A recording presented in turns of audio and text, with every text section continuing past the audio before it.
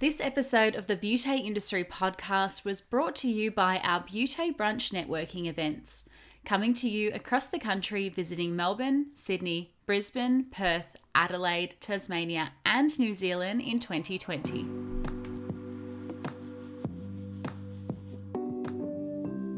Hello and welcome to the Beauty Industry podcast, your online support community for the professional beauty industry. I am your host, founding director of Beauty Industry, Tamara Shaw.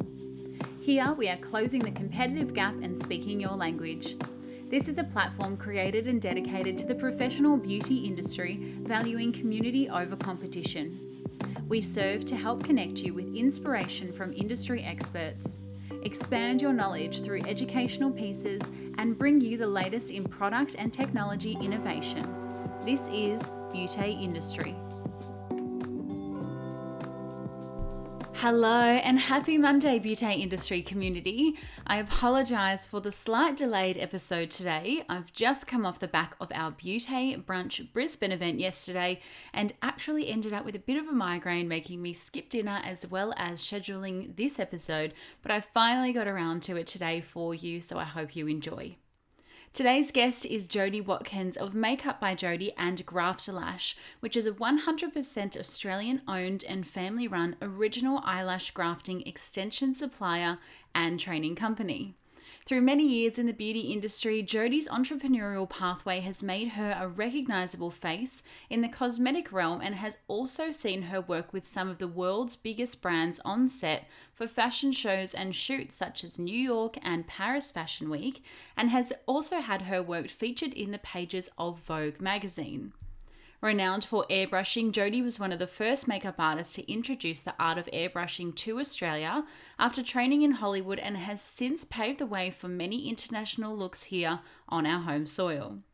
Jodie and I chat about how to tap into the international market today, what it's like working in New York and Paris Fashion Week, and also how to keep up with the demand without falling into overwhelm. Our audio was slightly choppy through some parts of the conversation, so you'll hear me bridge the gap when that does happen. I did think about re-recording with Jodie, but as you'll hear, Jodie is one busy lady and I wasn't sure when I was going to be able to get the chance to sit down with her and record again, but the conversation is incredible nonetheless. Here's Jodie and I for Beauty Industry. Jodie, welcome to the Beauty Industry podcast. Thank you for having me. Thank you so much for coming on today and being my guest feature. I'm so excited to hear from you because there is so much happening in your life. We were just chatting offline about all of the different things that you've been doing. So I'm so excited to share that with our audience today. But I'd love to start at the very beginning of your career because you've done so much. I want to know where it all started for you, how you got into it, and everything until now. Well, thank you. Wow. Oh gosh, how it all started. Wow. I had always loved beauty. I'd always loved beauty, makeup, like a lot of young girls. Just kind of thought that was the way it was. And I had a great teacher in my mother who always taught me, being English, that she was always taught me to look after my skin and moisturize from a young age, like 12, 13. And I would say, why do I need to do this? What's the point of this? And, she was always like, you'll thank me later. And of course, it was much, much later that I realized, of course, she was right. So, yeah, I always liked beauty. As a young person, I kind of went from job to job. I didn't really know exactly what I wanted to do. I traveled a lot, and then I came home and I had my children. I was very fortunate that I met my husband very young. I was only 19, and we got married and had started a family very early. And when I was at home with my two children, it really hit me as to what do I want to do for the rest of my life. If I have to leave my children and go to work or put them into daycare or whatever it may be, if I have to leave these little people, it has to be worth it. And that, it really hit me. And I didn't just want to jump from job to job, retail, or hospitality as you do when you're younger. And that's when I said I'm going to do beauty. and I decided, then and there in my early 20s, and which was quite old. Back in those days, when I decided then to go to beauty school, and I was one of the oldest in the class at, I think I was 23, 24, and I was, one of the oldest. So that was pretty funny. But yeah, decided to go to Gold Coast Training Academy here in Burleigh Heads on the Gold Coast, which was the most fabulous experience of my life. I made great friends who I still keep in touch with now, like 17 years later. Wow. So yeah, I had amazing mentors and trainers like Donna Campbell, Suzette Barlin, Debbie Adderby, and they are still my great friends, and I talk to them weekly. So yeah, that was the start. That was the start. I fell in love with beauty then. Amazing. It's interesting that you say, there's so much pressure for us when we're leaving. Well, even when we're in high school, it's like that year 10, year 11, year 12. There's, everybody pointing the finger at you and saying, what do you want to do when you grow up? And you've got to know, and you've got to choose all your modules and choose all your electives, because that's going to pre-frame you for university or TAFE. And, as you said, it's such a young age, that kind of 16, 17, 18, to put that much pressure on a human, on basically children still at that age, and to say, okay, this is going to set your life up. So I like that you kind of didn't conform into that, and you said, hang on, I don't quite know, I'm going to go exploring. Yes, well, it is a lot of pressure, and I admire, myself going into training years later, and I'd have young students, 16 and 17 years old, and they had dreams of doing beauty or makeup or, whatever it was in that industry. And I admired them for knowing so young. I used to say to them, oh my gosh, how did you know? I didn't know. It didn't hit me until my early 20s. Like, good on you for knowing. But what can you do? Every personality is different. Some I guess know, some don't. Some I guess are still wondering in their 20s and 30s, and just, I guess it hits everybody at a different time. But it is a lot of pressure. How would you know? And then if I knew beauty, what would I have chosen in high school? Like, what electives go with that? Chemistry, Yeah. or like, what is there that I could have done? So That's so true. And so tell me about them finishing up at beauty school. What were your next steps from there? So I had finished at beauty school. I went and got a job in retail which was really one of the main options when you'd finish beauty. You either went into a salon, Yes. or you went into retail. So I went into good old Myer at Pacific Fair. I'm sure everybody here on the Gold Coast is going, oh, yes, yep. Back in the, I like to call it the good old days of retail, when before online shopping ever was a thing, and we'd have 5, 6, 7 people deep at our counter trying to buy product or have their makeup done or skincare or whatever it was. And it was really retail back in its heyday, very early 2000s. And so I did that for 5 years. I worked for brands like Lancome, Laura Mercier, Bobbi Brown, Estee Lauder. Used to work, we kind of floated around counters back in those days, and I loved it. I gained a lot of experience with different skins, different ages, and of people, and it was really great. It was a great learning curve for me, doing those retail kind of days. It was a great start. We didn't have the Meccas and the Sephoras and things like that of today. So Myer and David Jones or into a beauty salon were your main options. So I did that for 5 or so years. And didn't that set you up? The cosmetic counters were like the powerhouses of sales and targets, and like if you went in straight into kind of that retail space, like you were like one of the hardcore people of the beauty industry. Oh, absolutely. And as much as I didn't really enjoy it so much some days, because I was like, oh my goodness, these targets and budgets, it's killing me. But yeah, wow.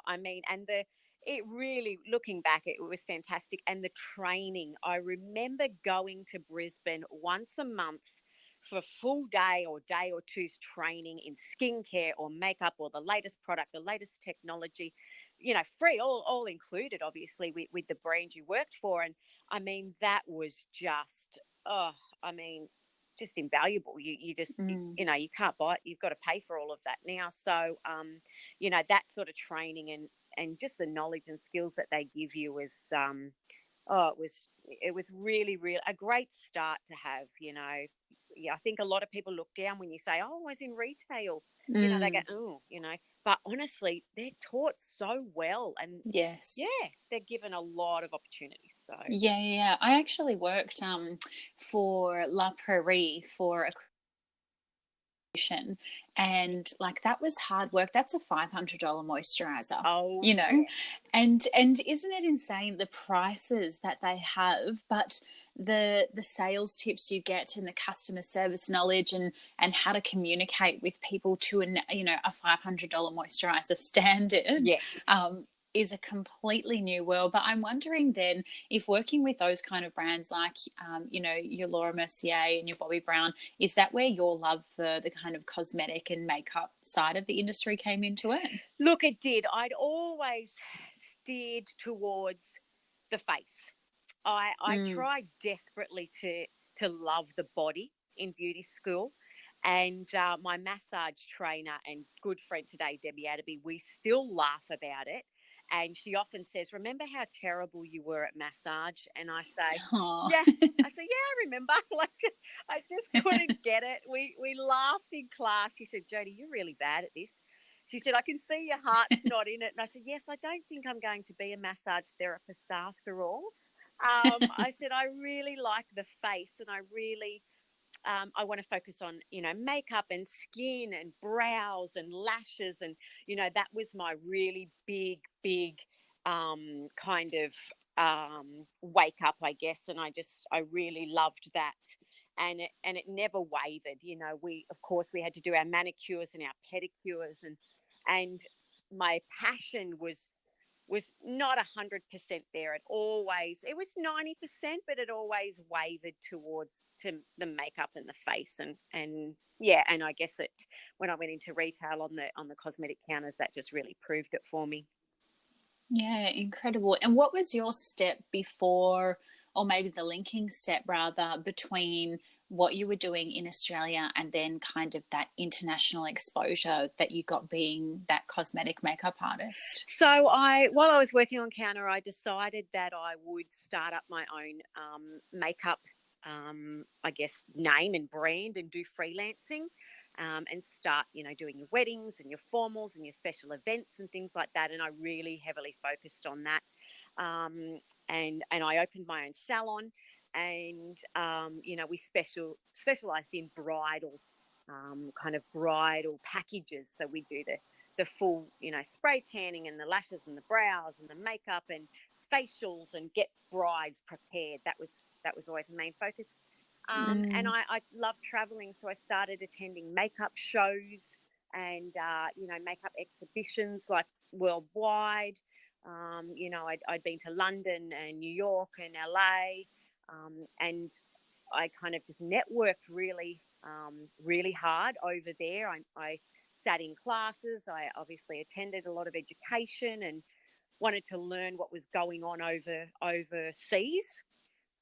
And I always looked towards the USA. I saw them as being ahead of the game, and always wanting to kind of keep my skills at the top level here in Australia. I felt like I needed to travel overseas to gain some kind of different experience and different knowledge as such.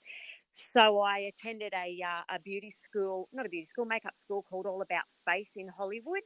And I went and did their week-long makeup boot camp.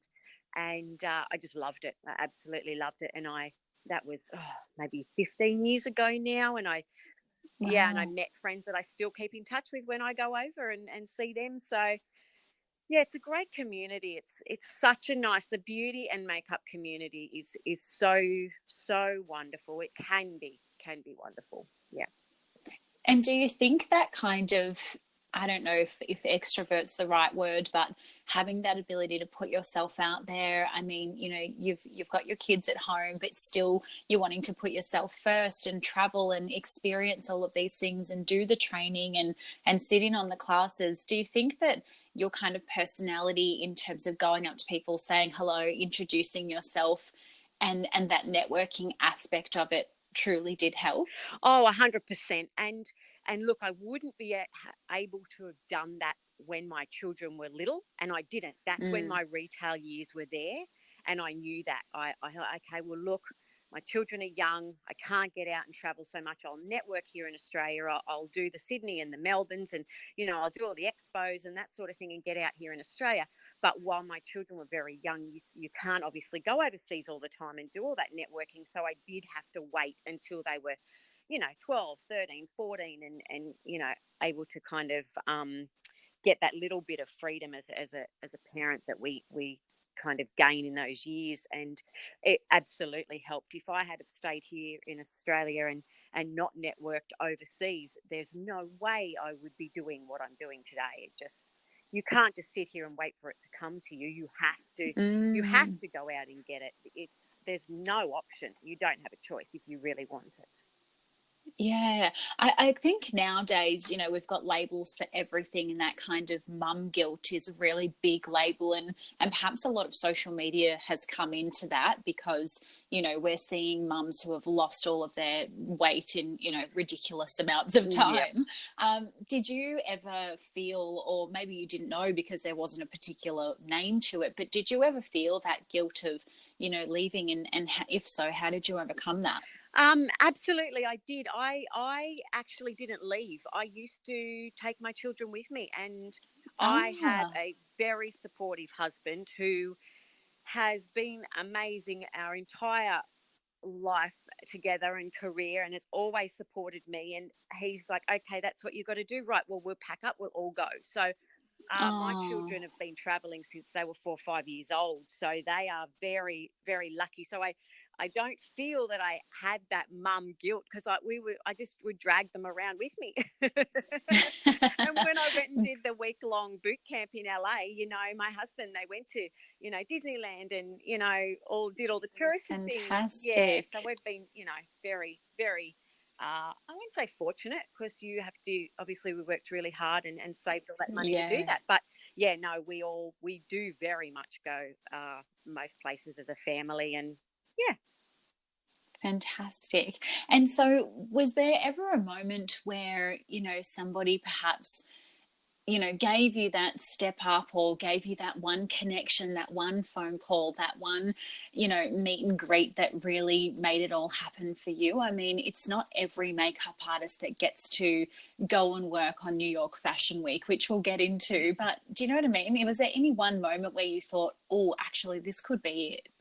Oh gosh, look, I've had so many one moments, I think. And so many different areas. Like I said, I love the beauty, I love the makeup. My one moment for education and training was meeting, and attending, beauty school, and meeting people like Donna Campbell, like I Mm. said, and Debbie and Suzette Barlin, just icons in the industry. And I was like, I want to be an educator like you girls. I want to have my own beauty school. And that was a big, kind of wake up moment for me. And then that was the beauty side. And then the makeup side, I guess I went to LA one year with my family and a girlfriend, Melissa, who's a great success down in Canberra these days. She's got her own salon down there. We went to the makeup show in LA. I think it was 2011 when I look back.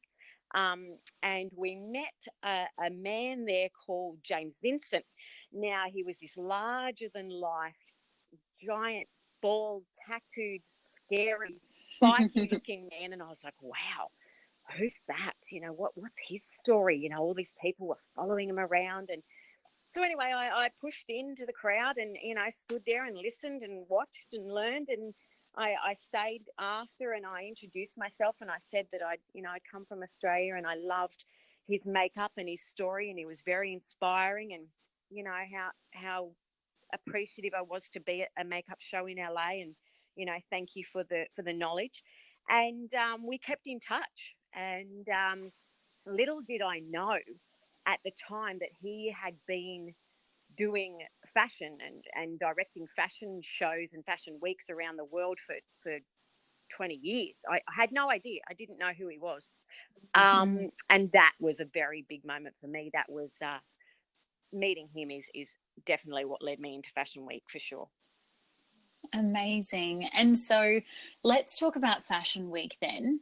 Is it all photo shoots on sidewalks and runways all day, every day, like it looks like on social media? Absolutely, 100%. It is. It's New York has always been. I think when I became a makeup artist for real, when I felt like I was a real makeup artist and I was freelancing and I was getting paid for jobs, and, you know, people would say to me, where do you want to go? What's your goal? What's your dream? And I said, I want to go to New York Fashion Week. That is my ultimate goal. I just want to get to New York Fashion Week and then I can die. I'll be happy. I'm good. And anyway, so I always had loved New York. I'd visited as a tourist and fallen in love with the place. But when James did invite me over for my first Fashion Week, I thought, okay, well, what do I expect? I don't know what is it really like what you're saying. Anyway, it is. It absolutely is. You're walking towards a show. They're doing Gucci shoots in the street. You know, they've got fashion shows. They block off streets. I remember last year, Alexander McQueen had the whole street blocked off down Soho and did his show in the street. Yeah, it is. It's exactly like that. Yeah, absolutely.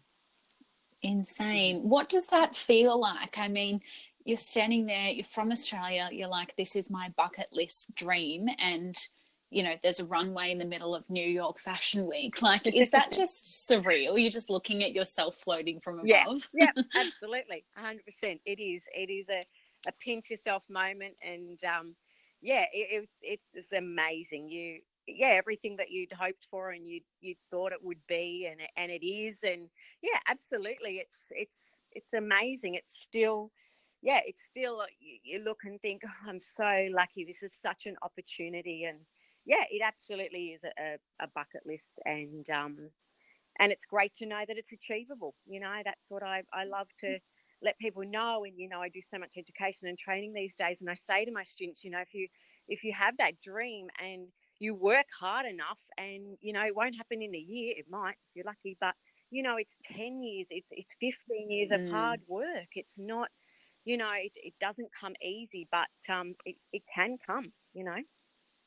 Yeah, I guess with the social media nowadays, everything looks like an overnight success, you know, and as you've said, it might take 10 years, it might take your whole career before you get there, but to never stop dreaming. And you know, I guess there's so much hard work along the way. Is there times that you've just kind of thought, this makeup industry is not for me, I'm just exhausted, it's overwhelming doing all of these faces, and the time constraints? Did you ever have that moment? Yeah, I do. I had them a few times where you know, you come home, you're exhausted, and, you know, everybody else or your friends are kind of doing the 9 to 5 job and they have their weekends free. And, you know, I'm out working 6-7 days a week and there's no set hours. You know, you can do a 4 a.m., you know, wedding setup or photo shoot. And, you know, especially Fashion Week, you know, you can finish at midnight and then you've got to be back there again at 6 the next morning. And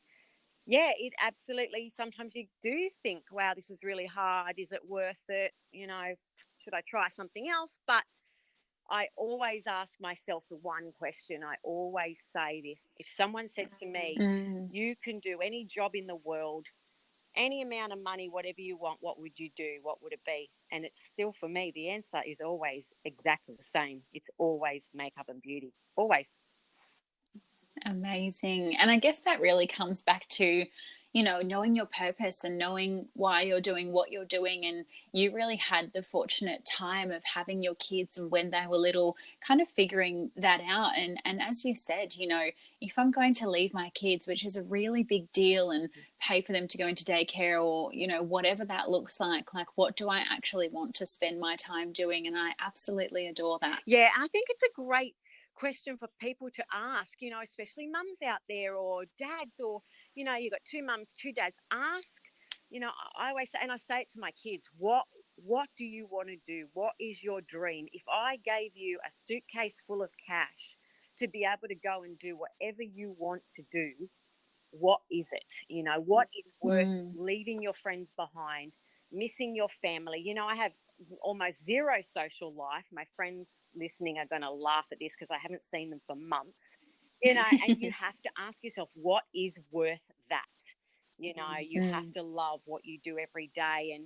And I mean, it's not easy. And we've all had those jobs that we don't like. You know, we've worked in the supermarkets when we were in school, and we've worked with people that we don't like. But ultimately, long term, what is it that you want to do, and what's worth, you know, leaving your family for, and your friends and your social life? And I think everybody should ask themselves that, and we'd probably have a lot happier people around us, I think. You mentioned there that you do a lot of training and education. Do you feel like the makeup artists or the therapists that are coming through now have unrealistic expectations of how fast they can achieve a dream, or, you know, that they can be doing anything because there's YouTube and there's Instagram and everyone's a makeup artist these days? Yes. Oh, so unbelievable. I think it's just, it's so funny. You know, you might go out for a dinner or a barbecue or something, and everyone you meet, you know, they're all makeup artists or they're all beauty therapists. You're like, wow, is the market just flooded right now? What's going on? Yes. But I do. Look, don't get me wrong. You can be that one lucky person on Instagram or YouTube and be an overnight success. Like they're out there.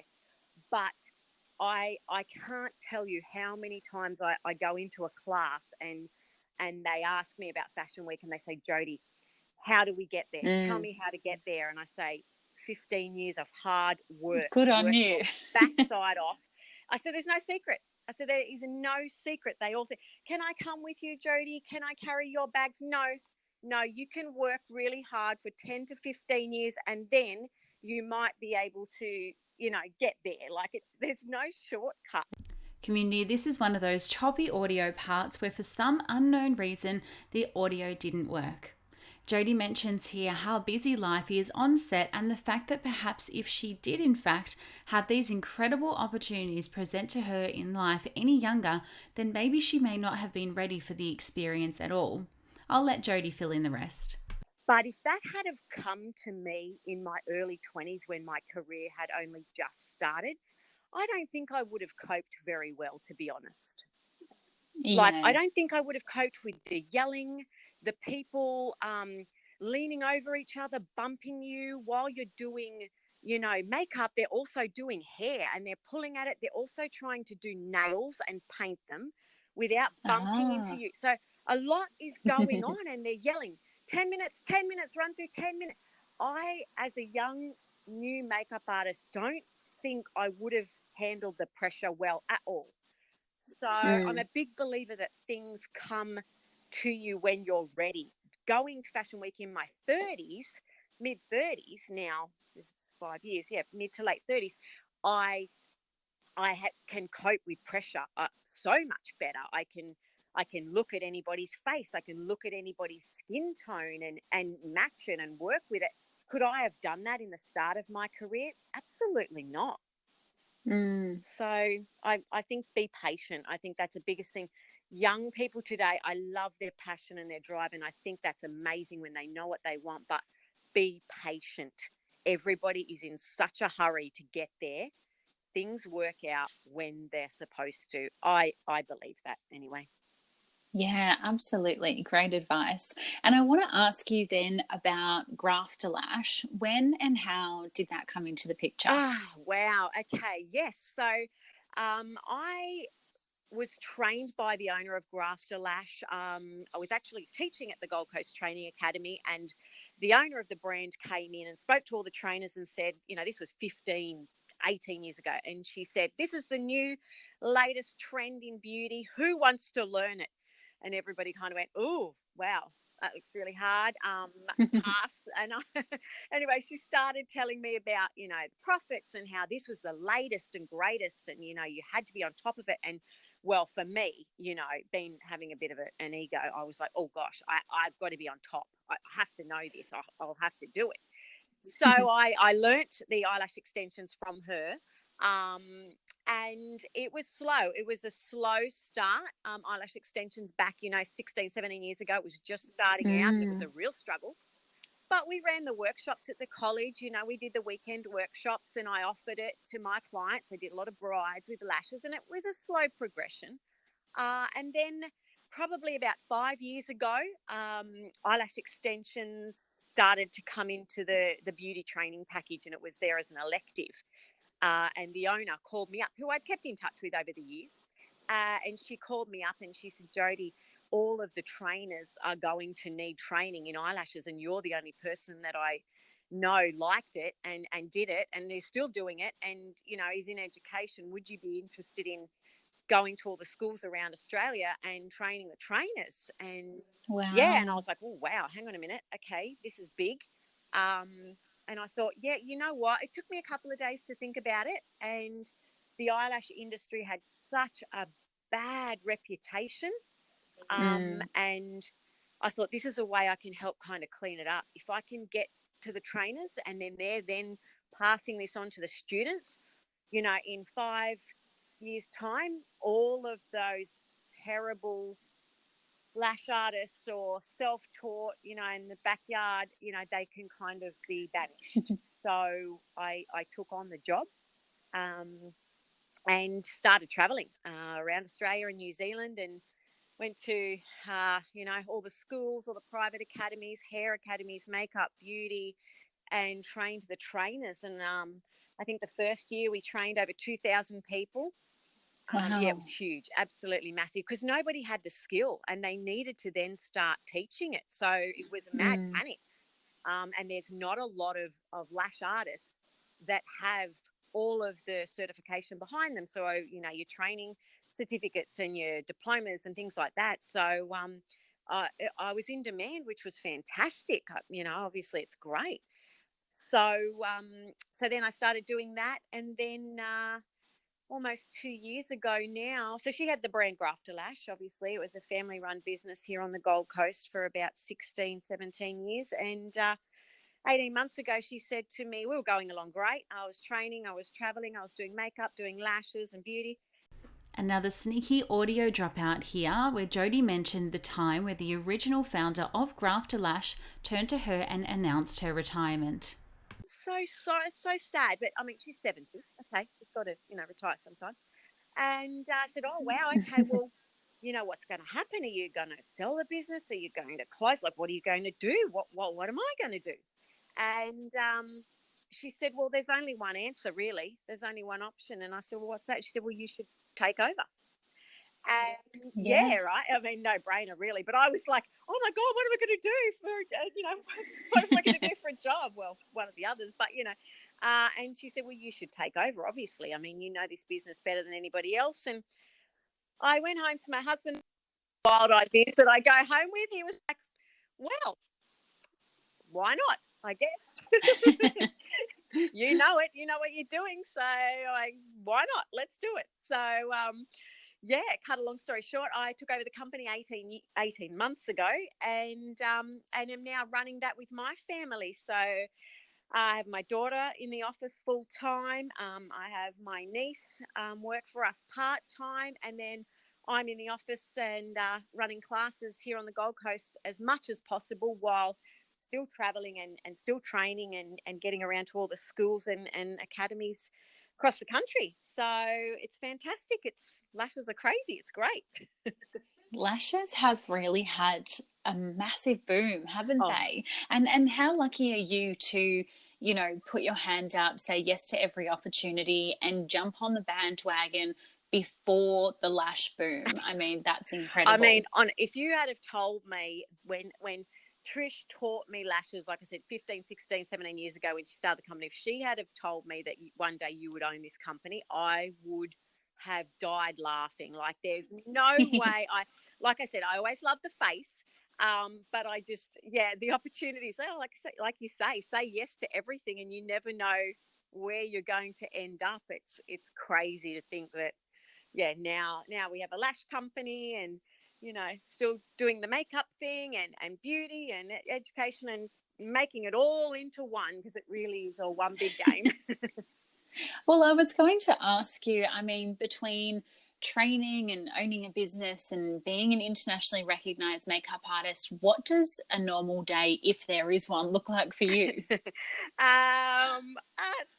Well, pick a normal day at home. That's super boring. Get up early, go get your breakfast and come to the office and, plan for the rest of the month. But on a crazy day, it's usually up at 5, on a plane, 7, picking up cars, driving to a beauty school, doing training all day, whether it be makeup, lashes, beauty, whatever it is,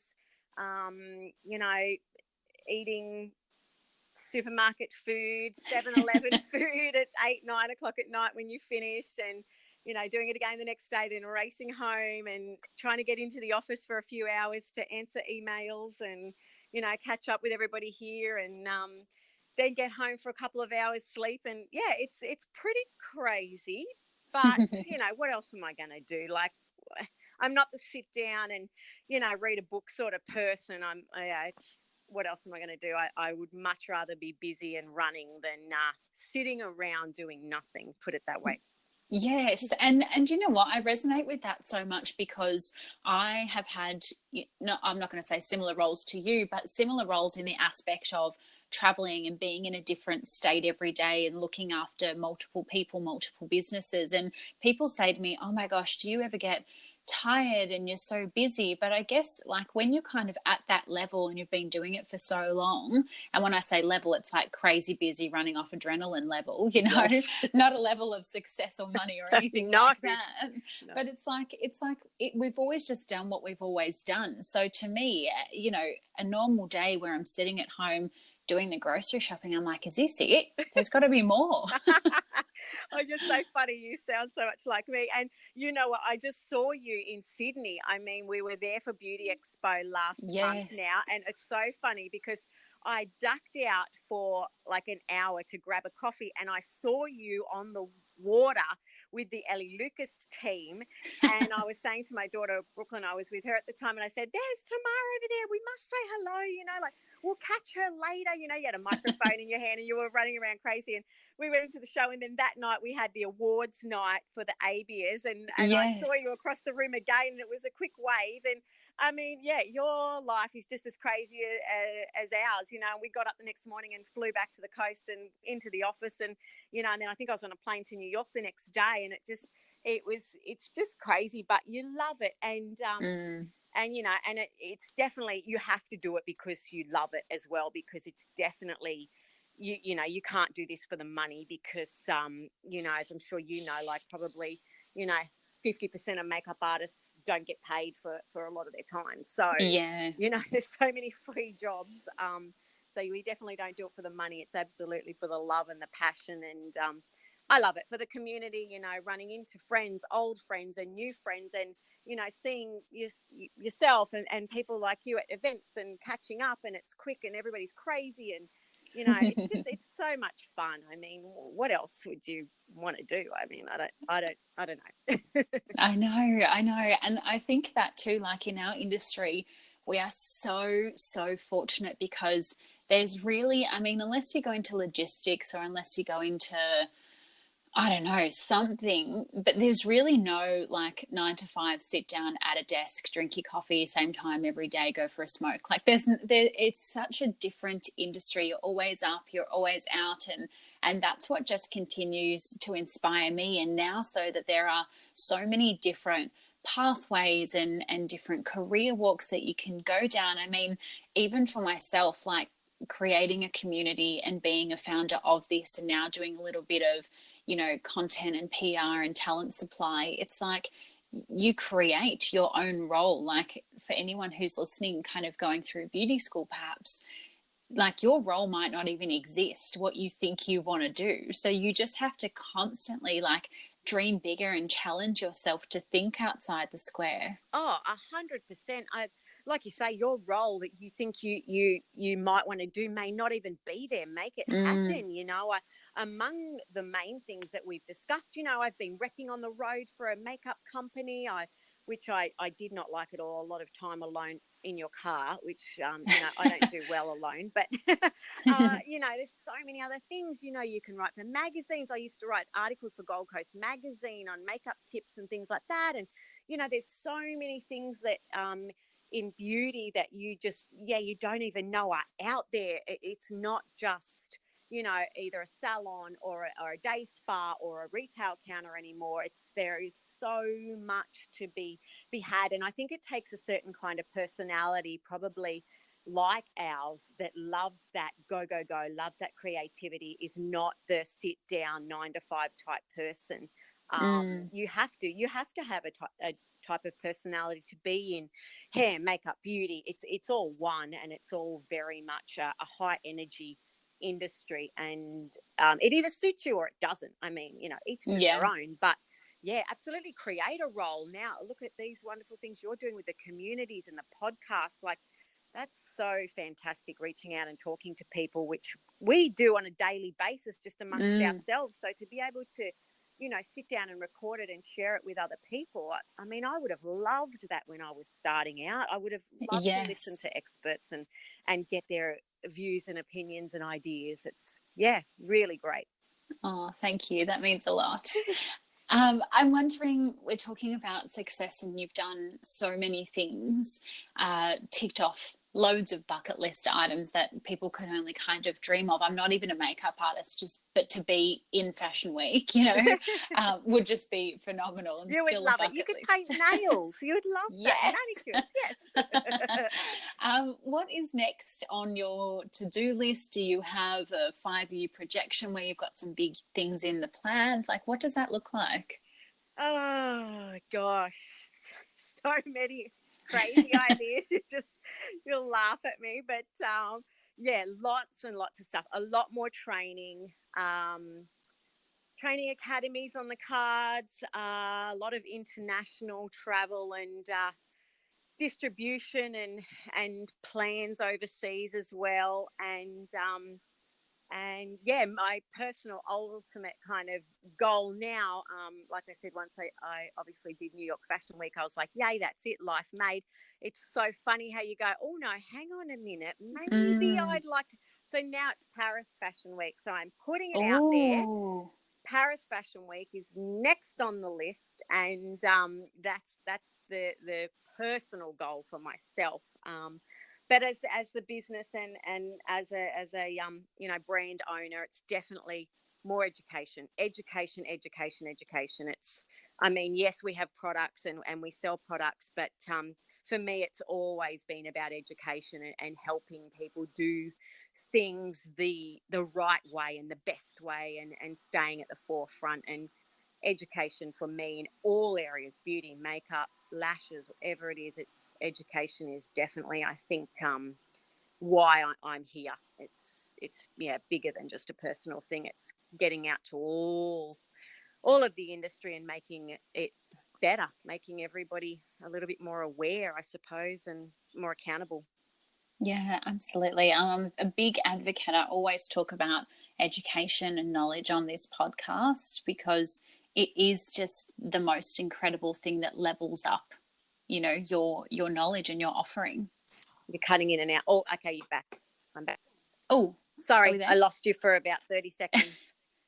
I was just saying, I'm a massive advocate on this podcast for knowledge and education and just leveling up your skill set and being able to provide that to your clients and to people and your colleagues around you. So appreciate you as an educator, leveling up our therapists out there. Oh, thank you. And likewise, you're doing a fabulous job as well. And I think we need a lot more appreciation for our industry and our community, and really come together and really make it a really nice, welcoming community for everybody to be able to come and chat and discuss and learn and grow together. Incredible. Jodie, thank you so much for featuring on the Beauty Industry podcast. It has been a wild ride with lots of lady love. I'm loving this. There needs to be more. You got me on a good day, though. I'm just kidding. Thank you, Tamara. Okay, I don't know about you, but Paris Fashion Week just got added to my bucket list. What an incredible career Jodie has had thus far, and as you can imagine from hearing Jodie, what an exciting time to watch her grow over the next few years it will be. I loved the completely different approach Jodie has taken to the traditional beauty career in really making it her own and creating a life that she wants to live. My biggest takeaway from the conversation was, if you had a suitcase full of cash to start any career pathway, what would that look like? And really big dreams came into my mind when I thought about that, and I hope they did yours too.